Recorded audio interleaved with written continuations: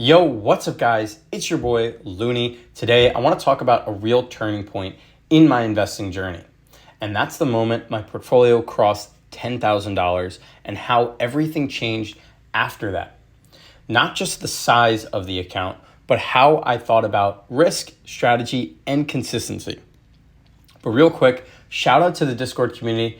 It is free to join. And for those who want more, I've got premium memberships, which gives you access to trade alerts, one-on-one coaching, and my full options selling course. It's $8 a month. There's also different payment options, but all the links to that are in the description. You can check it out there. But what I like to call the big shift is when I hit $10,000. And I realized I finally had enough capital to actually use strategies that I like and be proper about. And that was selling options. I wasn't stuck waiting for every $100 deposit. I could deploy capital intentionally instead of reactively. I started selling cash secured puts consistently. I didn't need to chase every trade. So if a stock like Riot or Mara dipped, I could strike and sell a put at a level that I like. And I could collect the premium, and if I got assigned, I was cool with that because I wanted the stock anyway. But before $10,000, I couldn't play it that way. I would mostly just dollar cost average into big names, big companies, and maybe do some high risk plays. But after $10,000, I could actually diversify a little bit better and layer in positions over time. Now, when you sell a put or sell options, you get premium and you can reinvest those premiums. Those premiums act very similar to dividend. That's why I did a comparison on dividend investing and option selling, is because those premiums are essentially dividends.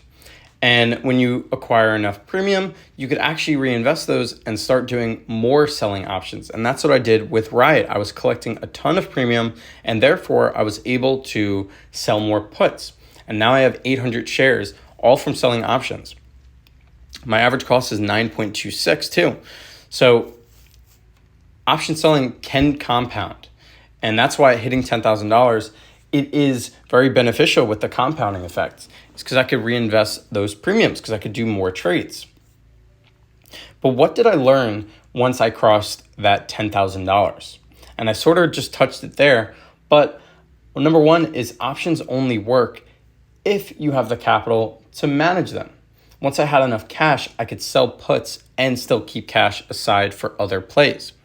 So I was selling puts on Riot and Mara, and then if it dropped more, I was able to sell more puts. I could use the cash that I already had from just compounding or from the premium and sell at a better strike price. If we look at SoFi as one of my best plays as of now, I have $400 or 400 shares, and I'm up 4,000 or 89%, all from selling options.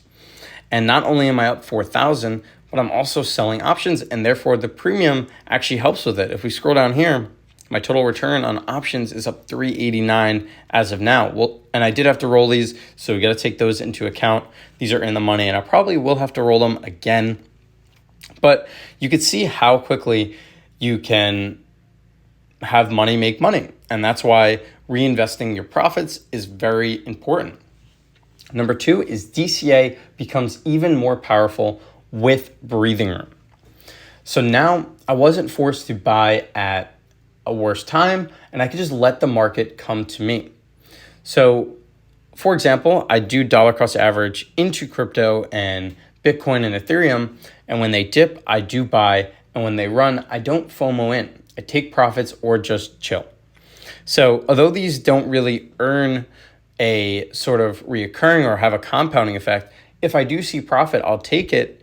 And then if it does dip significantly, I'll possibly invest back into it. And just leaving that cash on the side is very important when you're trying to build a portfolio. And that's what we're going to lean into. Number three is cash is a position. So once I hit that 10,000 milestone, I really started keeping cash on the side and realized the importance of it. And I wasn't rushing in anymore. Let me show a recent example of what I did. We'll look at a few examples actually. So Tesla had a massive dip due to a news event, or he was going political, or Elon was becoming political and starting his own party, and therefore there was a dip in Tesla, but the fundamentals did not change of the company. So I took advantage of that, and I took advantage of it because I had the cash. And again, I got the cash from selling options and taking profits and just letting it earn interest while I didn't have any opportunities available. But this is one that I had an opportunity, and I sold a $8 put, and I had to have seven. So I had to have $700 to open up this trade, and I collected $29 in premium. So you can see just $29. If I did this like 10 times, I would have 290, which is almost a single trade. And you can quickly see how quickly this does compound and add up. And I did close this early because it went up like 50% in like the first 2 days. So I didn't realize all the gains, but I was able to make a gain or make a profit, close it out, and now I have that cash sitting there. So that cash is earning interest. It's not the most crazy return. It's only 4%, but if there is an opportunity in the market, you could just have cash. And if things do dip, I could sell options, sell puts, or just simply buy call options, and I could deploy that capital. Now, Oscar is another example. So because I have $10,000 just in cash now, which is pretty crazy to say because at one point my entire portfolio was at 10,000 and now just my cash is at 10,000. But Oscar has taken a hit. The past week it was down 12%, and I was able to deploy that capital by selling $15 put, and now that it dipped even more, I could sell a $11 put. And you can quickly see how I'm combining every different strategy. I'm dollar cost averaging, I'm reinvesting my premium, and I'm using my cash as a position. Now, if it does continue to dip, I'm going to deploy more and sell at lower strike prices. Maybe I'll do somewhere in between 15 and 11, or maybe lower than 11. Either way, I want to own Oscar, and I'm okay with owning it at these prices. Not only am I okay with owning it, I'm getting paid to wait to own it. So I got the $85 in premium, and I believe the other one was pretty good too. I think it was like $45. So I am, with just premiums alone, I made like $150. So, or $120, we could say. And if I do that 10 times, I can make another sell options call.